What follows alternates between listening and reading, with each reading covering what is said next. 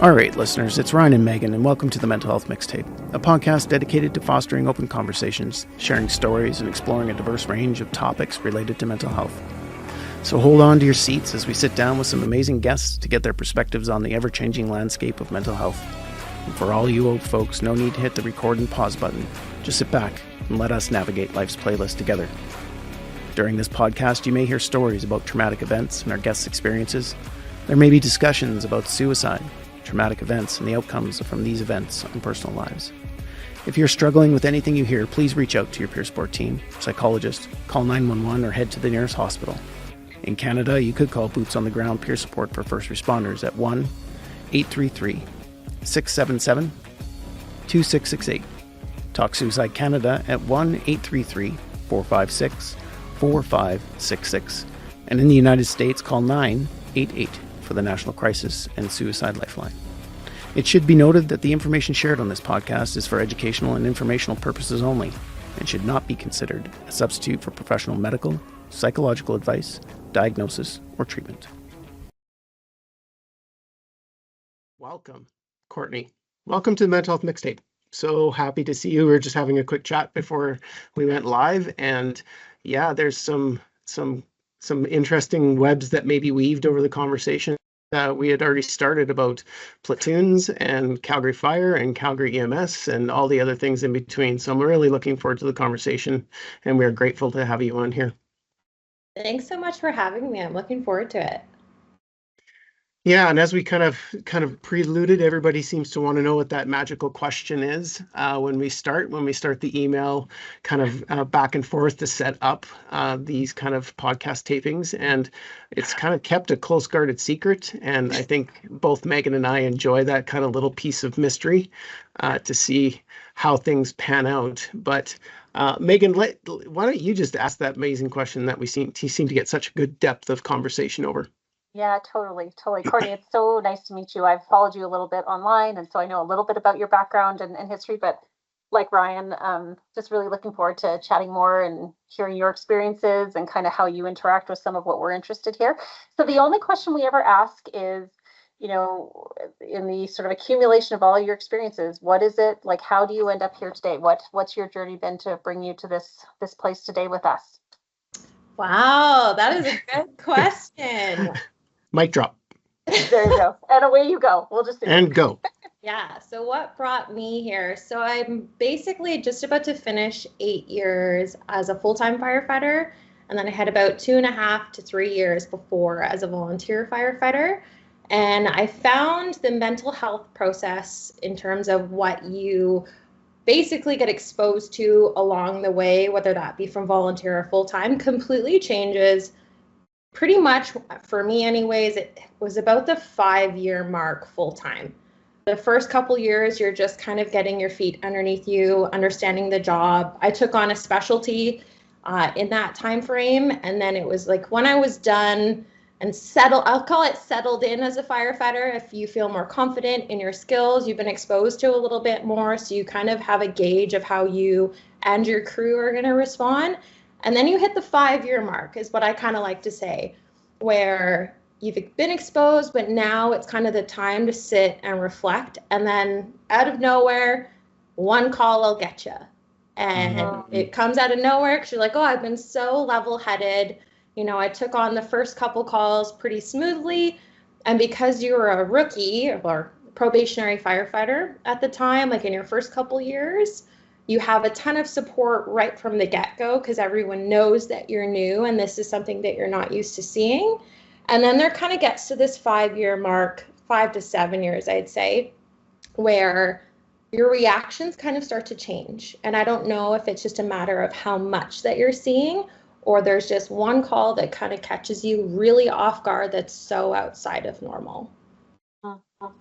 Have you come to a conclusion for yourself on that? For me, it was definitely one specific call. So I have been a part of a very small specialty crew. So we're really based out of 3 stations, and you get to know, it's almost like a mini, I kind of joke, it's almost like a mini department within the department. because you know everyone so well and you basically work specifically with them unless for operational needs we have to fill a different spot in the city. But with working with the crew, it's kind of like once you have that call, they know you so well. And as soon as you have it, they can tell you, and sometimes it's not even necessarily me, but they can pinpoint to you, hey, you're different right now. You're not responding to how you normally do. And for me, it was one specific call it's about almost 3 years ago now, that completely flipped me for a loop. So then, do you think, I mean, I love that that's where we're anchoring this conversation. Thank you for that, because I'm really interested. I think we are really interested in, what can you do by way of upstream training and support for people to help them as they start into their careers and as they're accumulating exposures and all of those kinds of things. So I guess my question to you is, what do you think? Like, do you think people can receive training that can help them with this stuff? I would say so. Offside of, me as a firefighter, I'm also part of young camps for kids. So somewhere anywhere from 14 to 19-year-olds.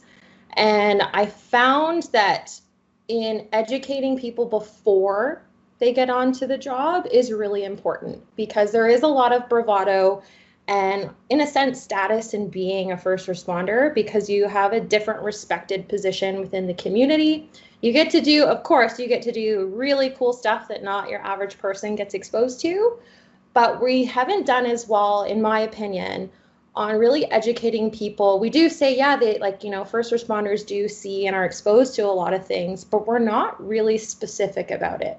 It's very, very, I'll say it's very bland. Like, it's a blanket statement where it's, you might see and experience some bad things or some bad calls, but no one actually knows what that is. So when it comes to educating, I'd say it's giving some expectations as to not necessarily just the calls that you're going to see, but the feelings that you're going to experience. And I think that's really important to either catch people before they're applying for the process, or even within, that initial training period, is to say, hey, these are the things you're going to experience. I know when I went through with Calgary Fire Department, we actually went to the coroner's office and we actually went through and saw some things, and they actually exposed us to pictures, and they were various different pictures of things, obviously with faces blurted out, but things that you could see on a call. And honestly, that experience alone, and I'm not sure if we actually do that anymore, but that experience alone really, to me, gave me a signal of, hey, there was 2 specific pictures that I knew as soon as it showed up, that was going to be my time that I knew I was going to need support. So I was like, ooh, something internally felt a little weird seeing it, and I couldn't find peace in seeing that. And I think that's really important to explain to people. And I know in my case is a little bit more dramatic of seeing the pictures, but giving the understanding of, yes, it's going to be bad, but realistically, how bad can it be? It sounds really dark, but I have seen it where we have probationary firefighters come in, and they're in my station, for example, and we do our first code, and just the reactions that they have, it's just not what they're expecting. There's things, and the way that the human body basically responds in a code, that is like very traumatizing. And the expectation is to keep moving, right? Because, there could be another call. If you work downtown and a bad dose of drugs come through downtown, it's like back to back to back to back to back. Yeah. 15 years in the Corps.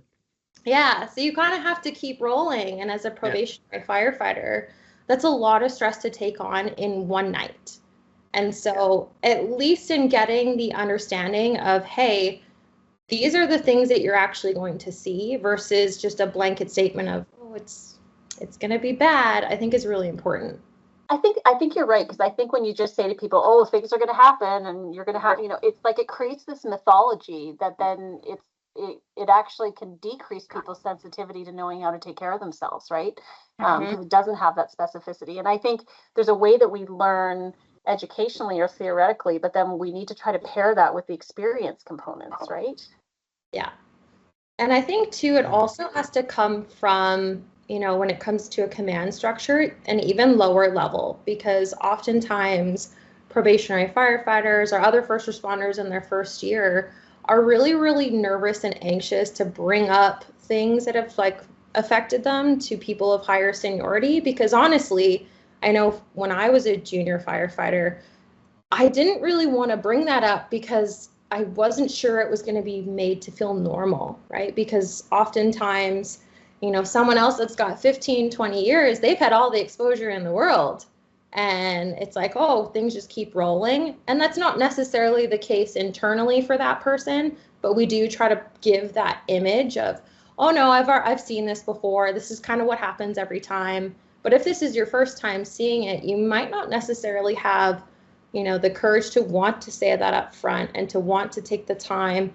And so I find in talking to some of our probationary firefighters, a lot of them are speaking to other people in their class and hoping that they've gone through something similar, or they're already reaching out to therapists to try to get some understanding from them. But realistically, we can do so much more in stations, at the kitchen table, as we call it, to really open up that space to talking about it and normalizing it. Yeah, totally. I think you just said the exact word, normalizing the experience. I mean, started my career in 1999 for my first training in pre-hospital care, and nothing was normal, nothing was talked about, and the stigma surrounding this mysterious piece of work that we're supposed to be doing never really kind of came to bear until exactly the time frame you said. You've got just enough experience you've seen some stuff, you're clinically you're really good, or you've got your skills as a firefighter dialed in and you're feeling comfortable. And then all of a sudden it's like, wait a minute, why am I feeling something that nobody's talked to me about actually feeling or experiencing emotions? Like, and it sounds to me like it's just the process of normalizing what is going on in the expectations that you have as you move into any space with first responders. Is that what I'm getting from that? Yeah, I agree. Do you two think, I was just actually sort of mulling on this over the lunch hour today, so I'm going to bring it up. But like, I think there's a way where, you have a tough call or a bad experience. Like I've got a couple of things that, float around from my career and historically, and they definitely stand out. Like they were bad moments, bad things happened that I bore witness to, da, da, da. But then I think about just the work generally. And I think about people who are interacting or interfacing with other people when there's difficult or tough or traumatic things happening, whatever. So I feel like there's a way that we can have feelings and reactions to the things that happen, which I feel is maybe a little bit different from how the work can change you. Right. Does that make sense? What do you two think about that? I mean, I'd almost ask you to expand on that a little bit, because sometimes it's better if there's like a situation to go off of. Totally. Like, so if I think about an incident, there's always one that comes to mind for me. It was like a really horrifying, I have lots of feelings about it still, about, how sad it was or tragic it was or whatever. But then I think about like just this experience in my career of sort of working with people through trauma and trying to deal with this issue, whatever. I don't know. There's like a way in which I feel different knowing what I know compared to like, let's say my husband who works in oil and gas or something like that, like, and sometimes this is what I wrestle with. Like, do I feel like I'm harder? Do I feel like I'm more cynical? Like I've seen more things? Do I feel like I have more wisdom about life? I don't know. I don't have an answer. I just think that there's a way that there's the reactions to things, but then there's the ways that it shapes and molds you over time. Mm-hmm.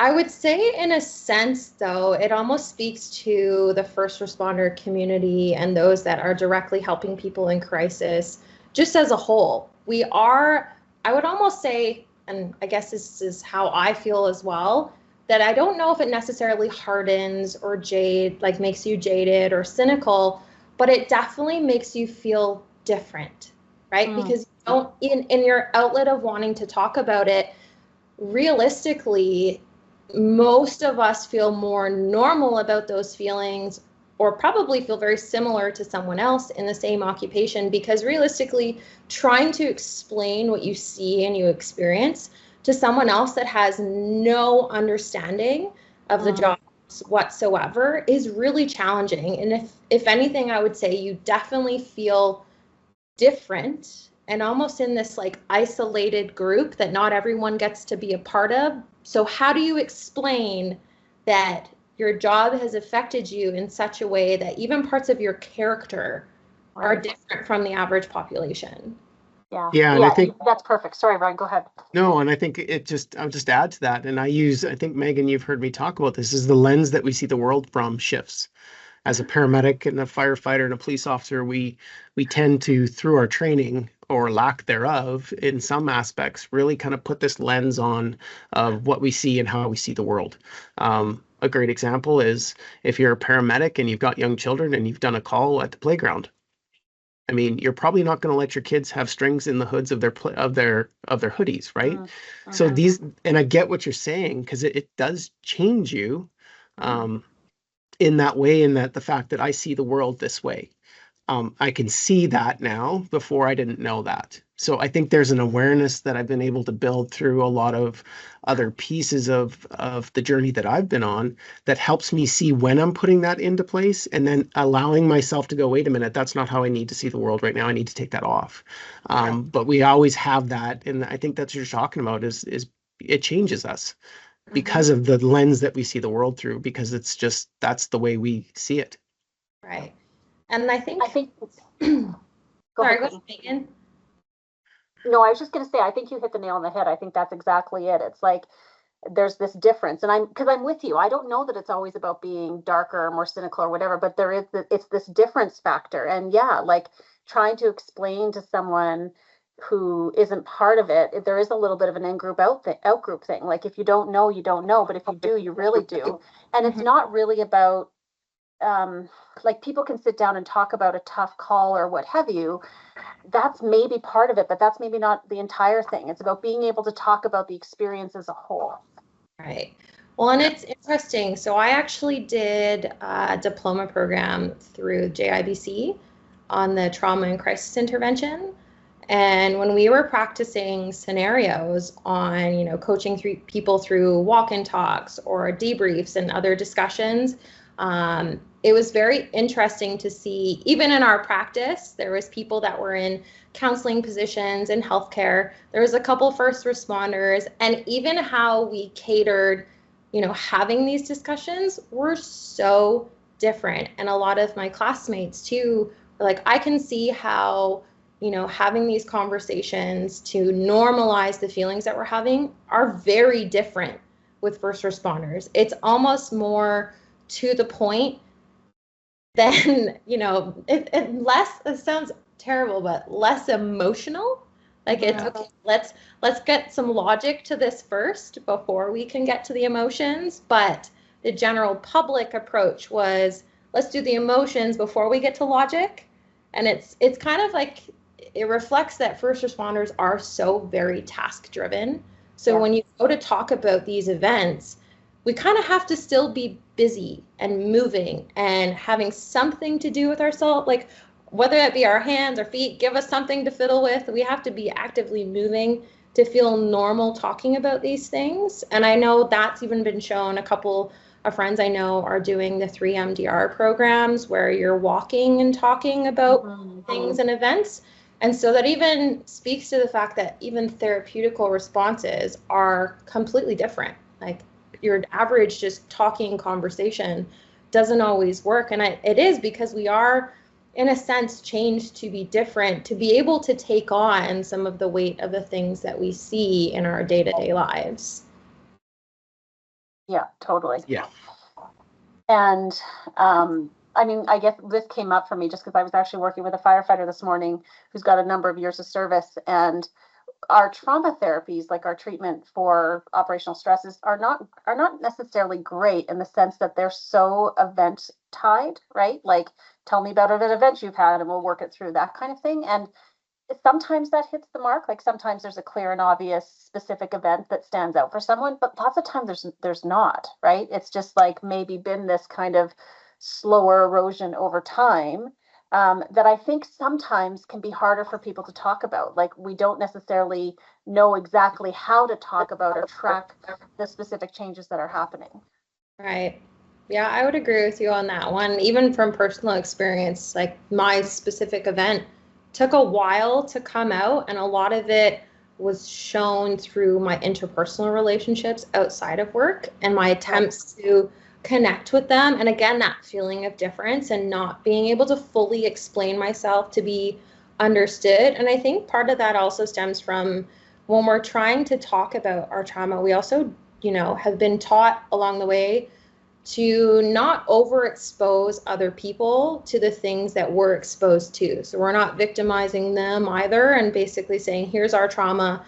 Now you take that on, because everyone with a spouse can say they don't want to bring work home, because it's not pretty, right? We don't want to expose our partners, our family to that. So again, that leads to that feeling of difference and not necessarily being able to talk about it, because in a sense we do guard part of ourselves too.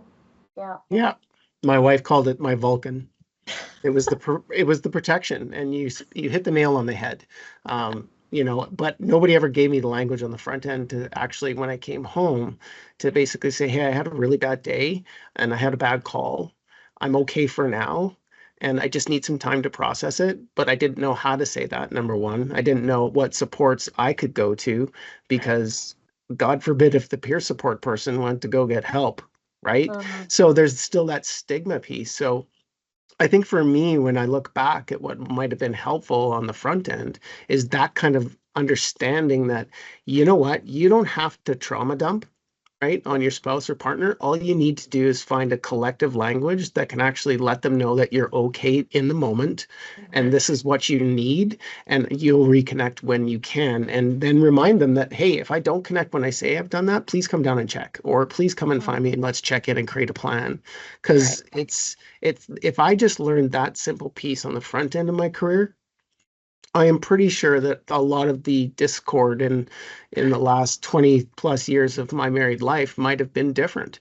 I think it was beneficial to go through the process and that exploration with my spouse, but it sure would have been nice to give some of that front end information just to kind of mitigate some of the arguments, right? Right.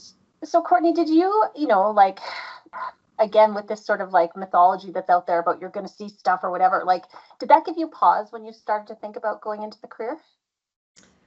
Can you expand on that a little bit?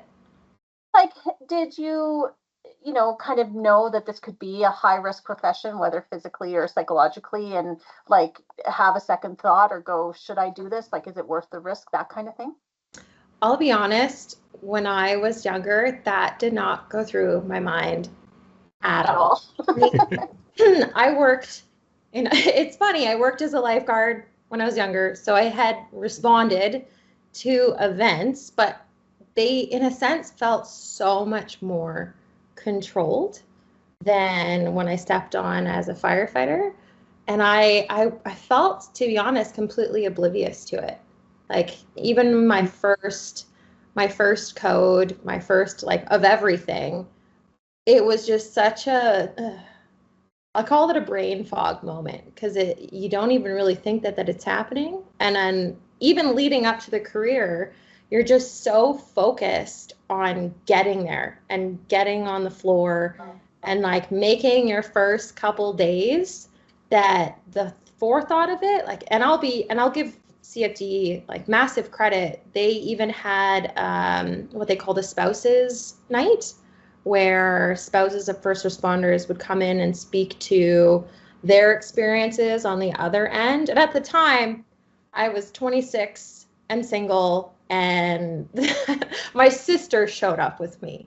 So it wasn't necessarily the same, but you thought I would have paid more attention during it, but I was so just go, go, go, get me on the floor, that it just completely went over my head. And maybe because it wasn't, from another male spouse or whatever, because at the time there was only, I think when I got hired, 40 women out of about 1,500. So a very small percentage that I, just hyper focused on getting on the floor. And it wasn't until, my first couple calls that I was like, oh, right. And that, that day in recruit time where they said, hey, we're going to go to the coroners. And I'm like, wait a second. Right. That's what I'm going to be seeing. And my first station was in Bowness. And I don't know if everybody knows Calgary, like Bowness has one specific highway that a lot of bad substances come through. And yeah, you have like a night where I'm hopping from hotel to hotel and being exposed to multiple people in distress or basically losing breathing, circulation, and my brain went, what is going on? Yeah.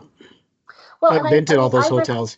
Totally. I wrestle with this a little bit too, like, because we do a lot of training with folks when they're at the level of recruits and academy and whatever. And it's like trying to teach people what to expect when they don't know yet. You know what I mean? It's trying to teach them what Oz is going to look like behind the curtain when they've never seen Oz. So it's just, again, it's very abstract, right? And so then it's like, well, is there still value in orienting people or giving them language or helping them to understand what might happen or whatever, so that when it does, they're like, oh, here's this thing that, was flagged to my attention or something like that. Do you have a perspective on that?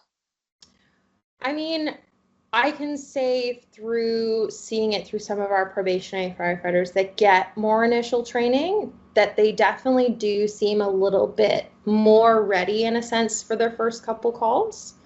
I still highly respect being put in the coroner's office to see some of what I would have been seeing, even if I still felt unprepared. I think it's the fact that I was still exposed early, right? Because it's normalizing it at its earliest point. But I do think that after that settling in period, it's really important to kind of go back because, there's a big difference between your first initial exposures and to when you're in that mode that we talked about earlier, where you feel confident in your position, but big parts of you have obviously changed. And most firefighters that I speak to, that I'm close friends with, all kind of say the same when we discuss it one-on-one or even as a group, that, yeah, there is a point in your career, some it's 5 years, some it's 7, some it's when they're starting to move into Calgary. Fire has a slightly different structure. So we have a senior firefighter position where you start taking on a bit more responsibility of training probationary firefighters and running a bit more things in the station and on calls. That they find with that additional responsibility, it makes them really think of individuals that are coming in their first stages and kind of how can you mentor people so that they go through the process smoother than their own experience. Like, you're exposed to basically what you may have been like, and now you have to sit with what's changed. Yeah. Like, it sounds like if you hadn't had that experience with the coroner, your experiences on the job might have been very different. Like, even though you couldn't totally know, at least you had like a little bit of an experiential heads up about what it could be like. That if you didn't have that, that would have been quite a void. And it was interesting because my call, without giving like full disclosure of everything, I remember being in the coroner's office and my 2 calls that I knew to prepare myself for were suicide calls and potential like very severe drownings where you're finding someone days after they've been underwater. And this is coming from someone who's part of the aquatic program. So I knew right then and there, it wasn't I wouldn't say it wasn't like a fear factor, but it was something went off in my head. If you had electrodes to me, my brain was firing something at the time. And then the first call that I experienced was a suicide call, and it was a very gruesome one. And my crew knows that we knew that Cortney was not good that day. And I remember telling everybody on arrival that specific call, I already had a tingling, like spider-like sense that this one, just so we know, like I might want to either take a step back or not be as like in the forefront of it because processing it was going to be more challenging. And I don't necessarily know I would have had the same, if not worse, reaction had I not had that initial exposure. I find it fascinating from somebody that's been doing this for a long time, that you found that vulnerability and courage to say to your crew, like this, I know this is going to impact me, and then actually stepped up and said, this is what I need, because I don't think that's common. I've never seen that or heard that. I mean, I've had some partners that are like impacted post call, but I've said, hey, next time just let me know if this is going to impact you on the way. I'm more than happy to step in and lead as a clinical side. But I applaud you, and I guess the question that comes out of that is, how did that manifest? Like, was it because of the coroner's office, or was there something else before that helped you actually find that vulnerability? Because that's not normal, and I'm fascinated by that. So, I mean, the first initial exposure, you don't even see a face. So kind of like a doctor, it's another subject, but that subject can still trigger some alarms for you. And I think ultimately what got me there is that wasn't necessarily my first exposure to suicide. It was the first that I saw up front, but it's like, bluntly speaking, I have had friends that have had ideations of it, and we've also lost firefighters on my shift to suicide. So the thought of it's interesting because it doesn't make me necessarily think of those people, but the exposure, again, is already there. It starts with its initial, and then you have that personal touch that comes to you, and then you see it, right? You see it in person, you are there responding, and now you have to take the mental side that you've kind of pre-established to seeing the physical in front of you, and how do you respond to that. And I mean, I've been very fortunate that in the way that I was raised to always have that support from my family, that, it makes more sense to voice what your emotion is than it is to hide it. Because I'll be honest, if you know me well, you can read me like a book. I'm either happy-go-lucky, extroverted, or as my friends say, my switch goes right off. Like there's no slow move there. It's either switched on or switched off, and you will know. And I'd rather say at that moment, hey, not good for me. This is going to be off. Because otherwise it feels more painful trying to explain afterwards than prior. Wow. Well done. Whatever got you to that space, I wholeheartedly, that is amazing to hear, because I don't think that is a common perspective in my experiences from being on the job for as long as I was. It's not. So however you got to that place in your life where you can just say, this is what I need in that way on the job while you're doing the work. I just have to say that's amazing to hear, because I think we need more of that. And how do we get there, I guess, is the next follow-up question. I'm sure Megan wants to jump into, but I think that's what I've always wanted, is more and more people, or a normalization that it's okay to speak up in the moment if you know that it's going to impact you. And how do we do that in a culture that arguably in most first responder culture doesn't support that, or can't because of operational needs? So that's a whole other question. I get that, but that's where I've always asked that question, is how do we get there? Or how do we keep getting there? Because I mean, I do think, it's like there's been changes, there's been shifts. Because I mean, Ryan's heard me say this many times, Cortney, but like, I really believe that mental health is not about being happy all the time or feeling good all the time. It's about showing up authentically and honestly to what our experience actually is, right? So like, not distorting our reality, not distorting ourselves, our relationships, whatever, like looking at things clearly and being honest about them, right? That if we're able to do that, probably more often than not, we're going to feel like we're doing better, right? Because we're not trying to convince ourselves that something isn't as it is. Right. So like, I guess that is a continual question. It's like, do you see that we're creating opportunities for people to learn how to be honest with themselves, and then learn how to bring that into the organizational environment?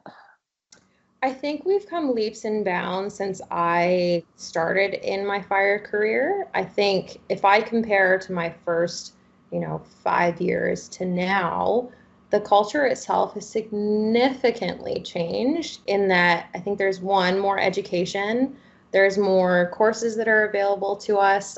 I think from a top-down approach, so your captains and your officers are definitely getting more, or at least I can speak to my department, are getting a lot more training as to, how are we dealing with our crews and checking in on our crews instead of upholding what I guess I would call the old school mentality of bravado and keeping just that.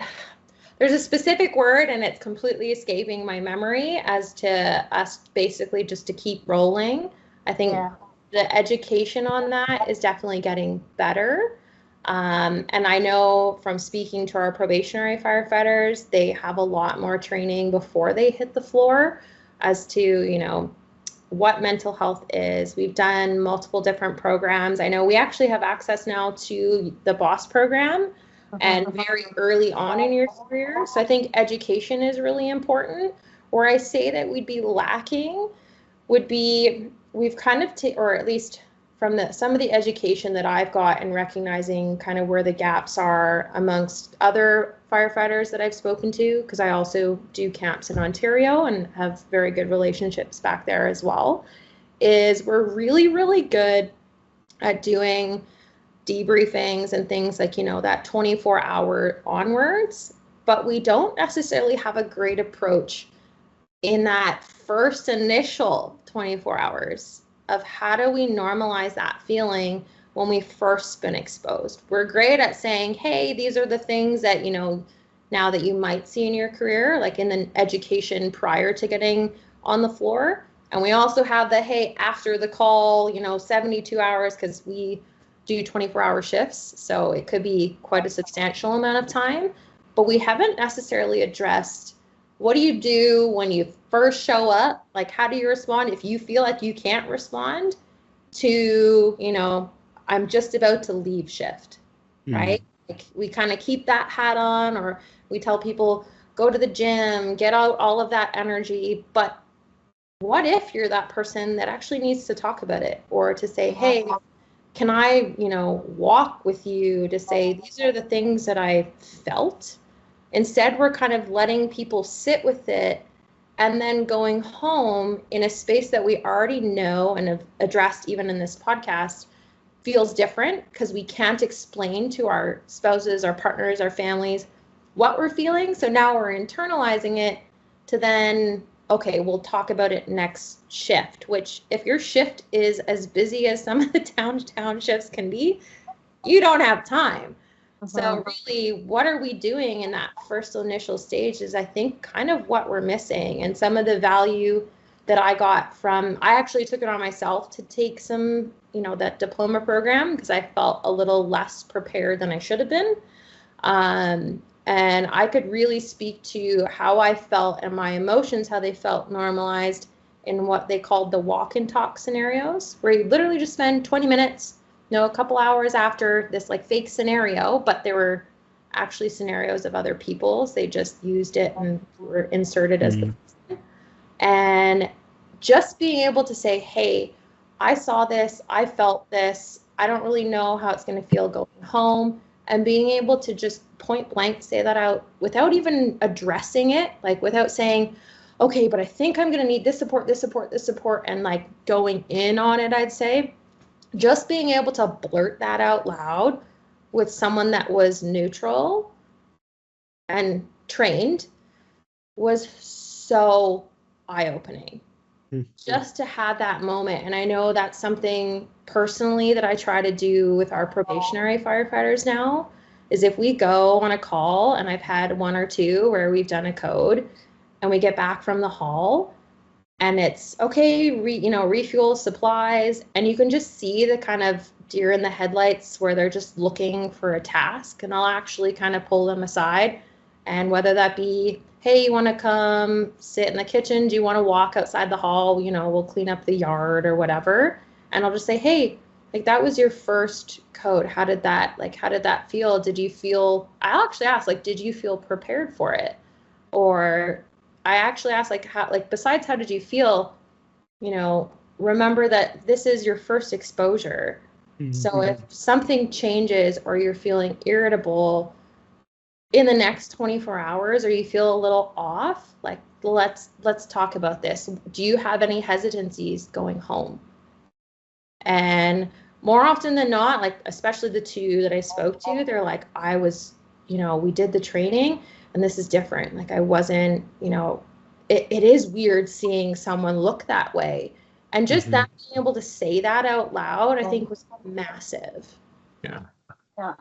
I mean, I think about this a lot, which is, as you said, in the fire service and other public safety occupations, like, you are very task oriented, and you have standard operating procedures and And I think from an emotional or mental wellness perspective, it's like trying to teach people how to attend to the process of things and how to get comfortable with process, which is not categorical. You might feel this way in the morning, and then if you keep paying attention, you might feel slightly differently about it later that day or 24 hours from now. But like, learning how to stay tuned into the process, I think, is actually a really sort of key part of this, right?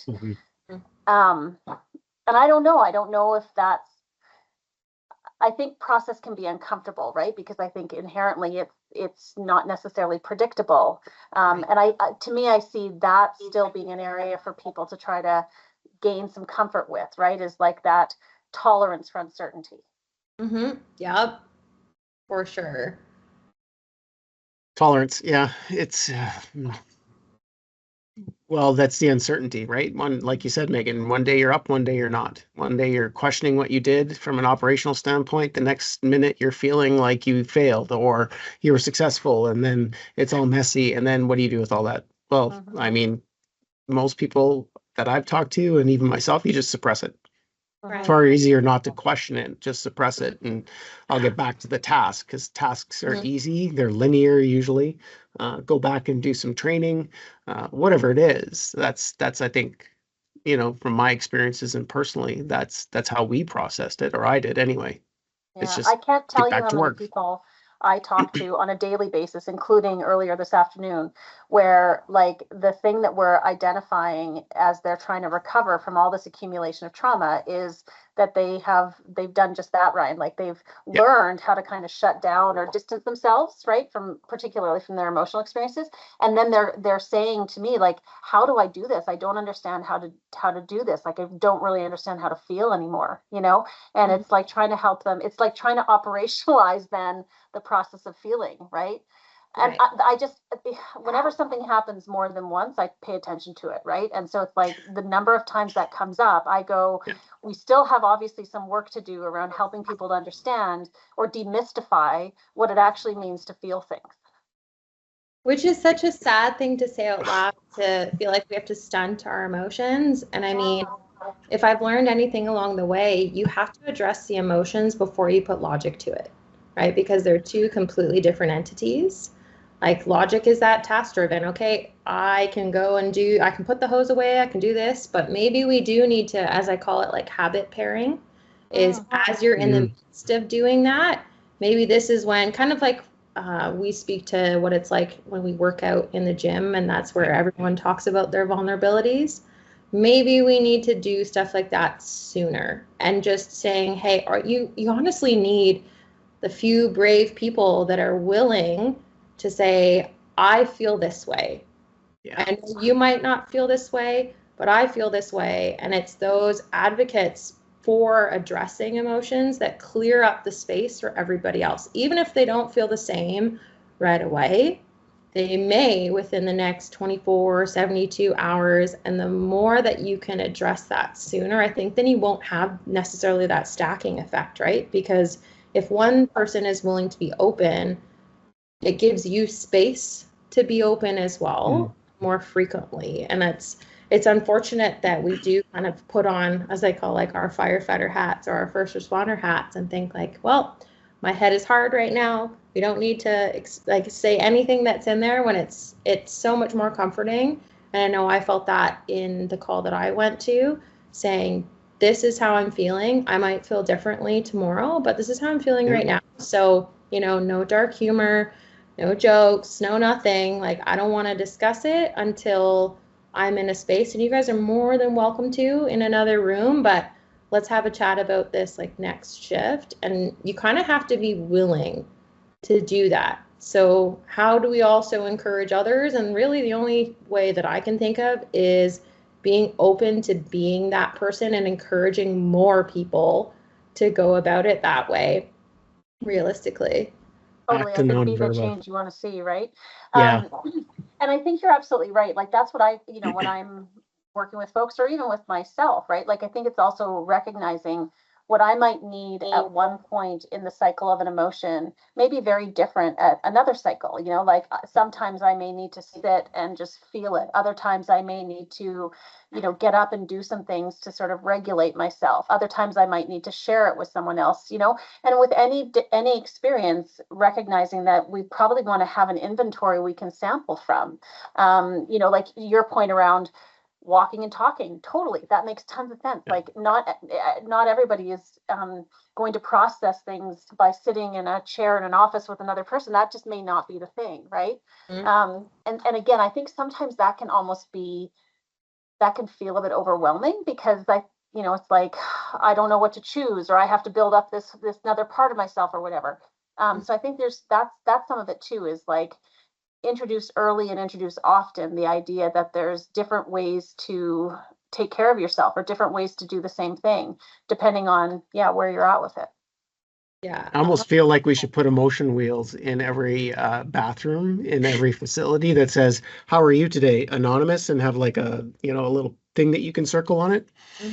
Like, because I never knew what emotions were. I mean, I knew they were there. I mean, happy, mad, and sad. I mean, that's the typical three for most first responders. But, getting to understand what emotions truly are, from the light, the medium, and the heavy ones, really help create a language of, okay, I'm not angry, I'm just miffed, like, or annoyed. And I really was able to kind of, you know, take a look at the inventory, as you put it, Megan, of to what is going on. It's not just always I'm mad, I'm happy, I'm sad, but it's really kind of getting into the nuances of that emotions. But I think that needs to be taught. I think people are not willing to look at their emotions because they think it's weakness. Right. And I Right. think, So do you think that's my thought. What do you think? I think there's also a bit more strength in the group approach as well, right? Mm. We often look at our emotions as I'm feeling this way and only I am feeling this way, right? Versus, I've had conversations where I've shown up for dinner at firefighters' houses and their spouses go, "Hey, are you like this when you get home?" And it is unique, right? Because I'm one of, I think Canada has 4% of female firefighters of the total population. So I come from a different perspective in a sense where, if a spouse asks me, she's like, "Hey, are you wanting to clean everything when you get home? Are you like really shut down? You don't want to talk? Like, even if you had a good night?" And I'm like, "Oh yeah, like it's not uncommon for me." And I know in past relationships, like I don't want to talk the first hour I get home.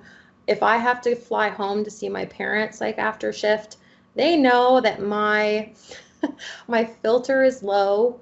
I want to speak to you as if you're another firefighter and just tell you point blank, no emotion behind it. And it's not until probably an hour after I've spent time by myself that I can speak in person Mhm. that I'm going to be normal Cortney again. And you assume, or at least I did for the first couple years until my family started calling me out, I assumed that like that was totally fine, right? That was a me thing. Wasn't anything different. But then when you go to these dinners or you have chats the next day, if like maybe someone gotten into a bit of a tiff with their partner, like, "Oh, you're doing the exact same thing that I'm doing." And then you hear someone else at the table, "Oh yeah, I do that too. My battery is dead when I get home. Like, don't want to talk. I'm grumpy." And I'm like, I think it actually speaks to, it is one thing to address individual emotions along the process, but also to say, "Hey, these are some trends that everybody does when they get home. So in a sense, it normalizes it to a different degree because you're not just taking it for yourself, but you're like, hey, there's a group of other people that do the exact same things and might be processing it very similar to me. And that in its own can normalize what I'm feeling because it's like, oh, I'm not the only one that feels like a weirdo here. Mm-hmm. Well, and I think, like, again, if you see something Weirdo. happening more than once with more than one person, to me, I go, okay, so what's going on there, right? Because that's telling us something about the context that this is happening in versus it necessarily being about an individual reaction or response, right? And I'm with you. I love the power of a group. Like, if I had my druthers, probably a large portion of what I would do in my work would all be in groups because there's just so much more power of a group to share messages, to create a sense of not being alone, to create a sense of shared understanding. Like there's just all of these things that a group of people, if they come together with similar intentions and from a place of like support and safety, there's like a group can do so many things for its participants. And what I love is when you get a group of people together and you start talking about a thing and everybody kind of goes, oh yeah, me too. You can just see the relief that creates. Yes. Right? Absolutely. See, and that's why I like fire services. I mean, not to say anything about teams and EMS or police organizations across the country or North America. I mean, I think it's just something that we have our partners, right? And because we're all busy in different ways of whether it's hospital wait times, we're doing call after call after call, there's a collective tribe that occurs within a fire hall that I truly missed when we transitioned away from the city of Calgary. That when I was at 1 station and 3 station, which are downtown core teams, are 2 station, all those are the 15 years spent in the core, the fire crews that I got to know, and that collective tribe of sitting around the fire hall, playing pranks and jokes on each other, eating great meals that were always warm when I got back to the hall if we were out on a call. We took care of each other, and that's kind of been lost in the EMS world. And I heard you say a number of times, like sitting around the table or in the gym. I think there's a great opportunity just from a non-like clinical side, just to have that tribe, that ability to sit, watch a movie, have some popcorn if you've got the time, or have a collective meal. That I think is such a powerful place for people to at least open up or offer the opportunity to talk about what's going on.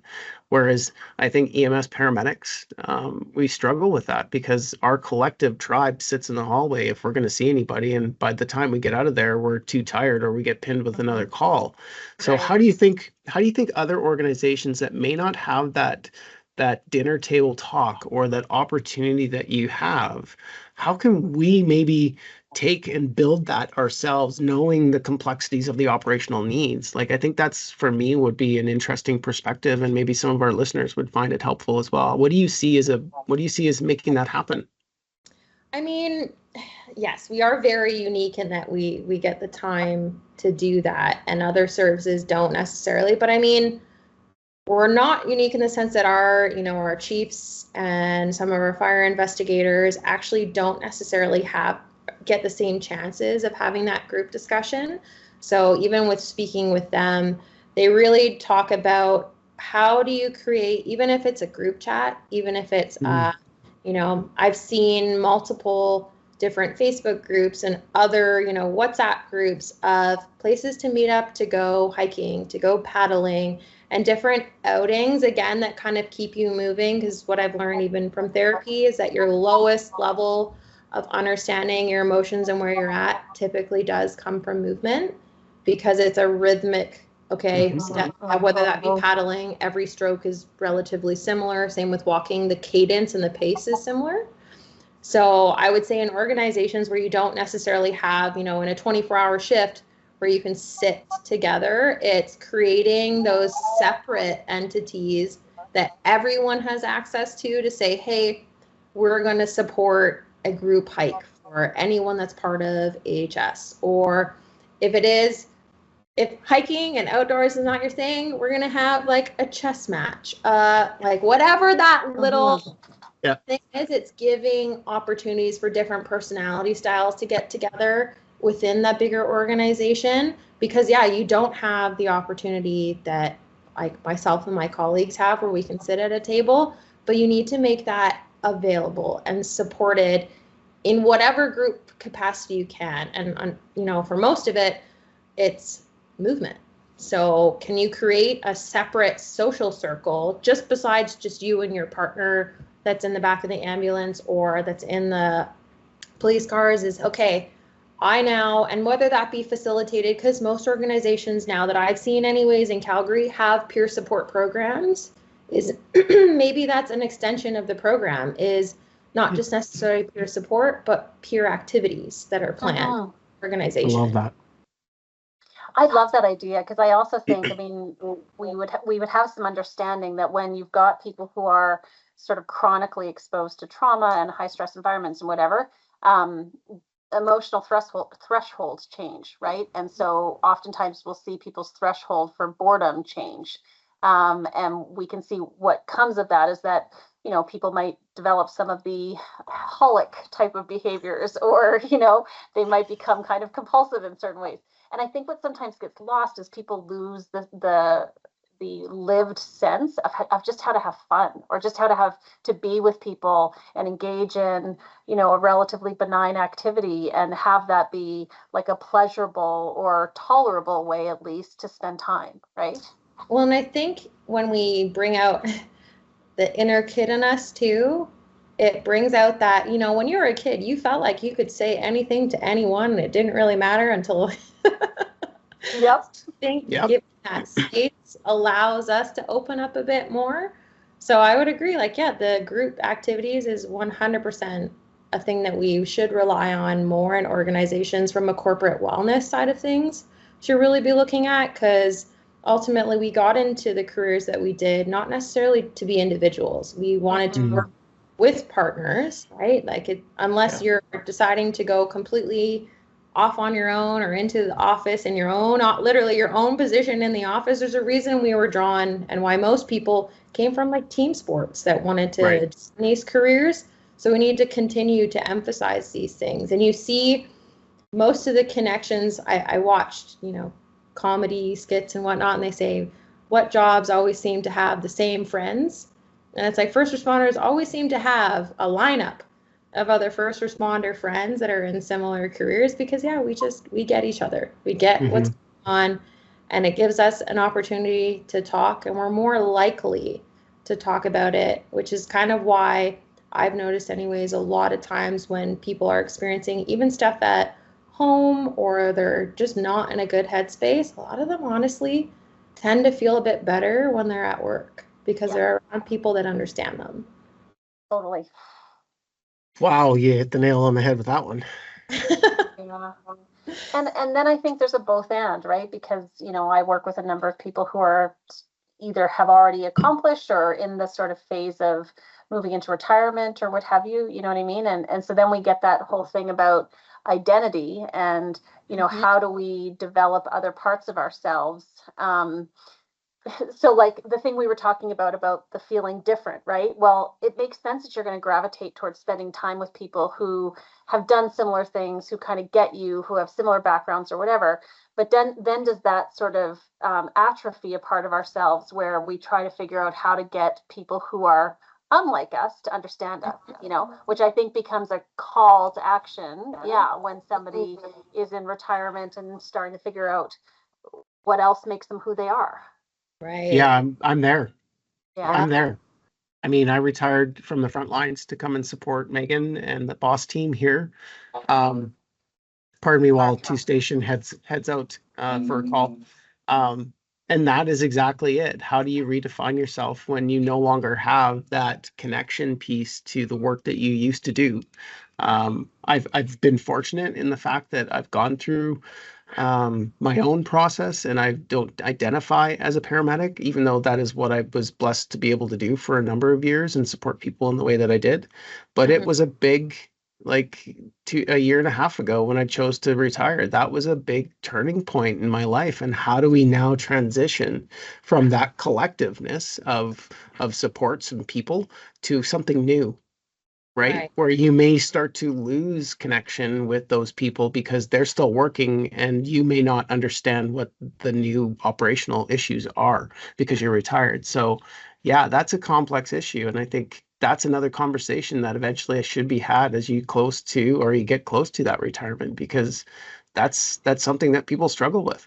And I'm grateful for the support network I've had to work through all that, because there's an identity loss. Like it or hate it, there is. Now, my question is to you, because you've gone through that, is it identity loss or a purpose loss? Right? Oh, I find purpose doing what I do. There is I would say for me personally, it's an identity piece, because for so long people didn't, like you said, you only talk to your paramedic friends or your firefighters or even any first responder. We get each other. The purpose that I left for is amazing, and I'm here because I love doing the mental health support sides, and it's something that I've done for a career. But there is still this loss of identity of being and doing what I do on the street and in the ambulance. And that is something that nobody prepared you for, nobody prepared me for, talked about. And it's something that I think, regardless of the reasons behind you leaving the organization or retiring, we need to have those conversations as much as we have them on the front end to support the longevity of careers. We also need to look at a transition out. And what does that look like? So people don't lose that complete, or they sever completely when they retire and they isolate, right? Especially if we haven't done that front end work, that little bit of knowledge work. And now we're getting them to leave, because I think the stats for police officers in the United States, Megan, you can correct me if I'm wrong, when they retire, it's within a number of years that they actually have cardiac issues, because their bodies are coming down, cortisol is being released, all of the bad things that they've done, shift work, et cetera, layer it all in. And there's a loss of identity coupled with that. They lose connections with some people. So I think we can do not a better job, because I think nothing's been done. We can just do something different to help people transition out that door in a healthy fashion. Right. It's almost like we're talking to, in occupational terms, like an onboarding and offboarding process. Yes. Right. Absolutely. And we have started to put so much on the front end, because we're trying to set these people up for success, but we're not necessarily addressing those that are in the final stages of their career and what that's going to look like. And I know I worked with a couple captains that were retiring, and they still want to come to the fire hall. They want to come to the events. Again, we're a little bit unique. I don't think we're perfect as a whole in terms of firefighting, but we do have a union that still reaches out. I'm not part of the union to speak exactly how much, but the supports are still there, and the access to the events are also still there. So there is that uniqueness that in our retiring members, they still do get information disseminated down to them. But yeah, that's actually would be an interesting question for like a future podcast too, for someone that is closing in or has recently retired, as to what does that look like? Because I'm only in basically my first decade. And, I'm old. I've seen my dad struggling with retirement, and I actually don't think this is just unique to first responders, because I've seen it with my own dad, who's continuously tried to push his retirement because of that identity pieces. Everyone knew him as the guy that, he's a millwright by trade, so he's a guy that can fix and do anything. But now what does that look like for him? Right. Because it has become part of his identity to be known as that. And I know you can probably speak to, and if you ask a lot of other first responders, like, I'm not just Cortney. I'm Cortney this is Cortney, she's a firefighter. Like, there's always and versus, this is Cortney, and she, has 2 kids and lives here. Like, it's not the first thing that's said. It's Cortney. I have no kids, by the way. But But it's the definer, right? It's the way that people understand how you fit into the world, right? Or how messed up we are. One of the two. I haven't figured that. Right. Well, your husband's a paramedic? Oh, sorry. Right. Or they know that you're the person. I know, like, I've gone to outdoor events and people are like, so if we need somebody, we know that we have you here. And it's like, right. Yeah. Right. I can't just always take the hat off. And I assume that you would feel the same way, even in retirement, that's still. I don't have an ambulance parked beside me, and there aren't kits in the back of my back of my truck. So I can look at you. I can probably tell you with a good level of confidence what's going on, but I can't do anything about it. So we'll just call 911 anyway. Right. But Right. if I'm wrong, if you go on a plane and something happens, you'll probably still be someone that's like, oh, or you're the opposite that says, nope. Like, Look the other way. Yeah. Yeah. interesting. Yeah, there's so much to talk about. And we are closing in on an hour. I can't believe it's gone by that fast. As it usually does, both Megan and I kind of look at each other and go, what, already? Right. I think, for me, I appreciate anybody that comes on this podcast that's willing to chat and talk, because I think that's what we've wanted to create. It is just an open space for dialogue in whatever way that people feel comfortable in sharing. And that is something that I hold for me personally, and I know I won't speak for Megan, but as a sacred space, and the fact that you're sharing this on a public forum, right? And that takes some courage and vulnerability on your part to share your perspectives on what you've experienced. I'm always humbled when we have guests, either in person or over Teams, to just have these amazing conversations that go by so quickly. Cortney, one of the things that has impressed me a lot since you and I got connected, whenever we did on social media channels, is I just really admire when somebody has that sort of go after itness. You know what I mean? It's like there's a problem and there's things I can do, and I'm going to immerse myself and I'm going to take courses and I'm going to do all this stuff. Like, I just find that really both admirable and sort of inspirational, because I think that, to me, that just speaks volumes to the force of change that exists within you to keep trying to make things better. So I was really excited about today, simply because I know that you come with a real wealth of background and experience, not just as a firefighter, which is pretty kick-ass, but also just like as somebody who thinks deeply about the things that are going on in the world and how you are being impacted by them. So we're always so grateful when people, take their precious time and spend it with us to have these conversations. So thank you for that. Thank you for having me. And honestly, I'm incredibly grateful too. I know we got to it at the end of the conversation, but also getting the insight from the other side of things. As we talk about that offboarding, it really just makes me sit internally as to where I am in my career, and how can we and myself address that with the organizations that we work with to get those missing links and the missing pieces that I wasn't even really made aware of. And again, it is talking from different perspectives and understanding what are we missing. And I'm incredibly grateful to have had that insight through just this podcast alone. And that's an hour of talking to have something that is so massive to bring back even to my own department.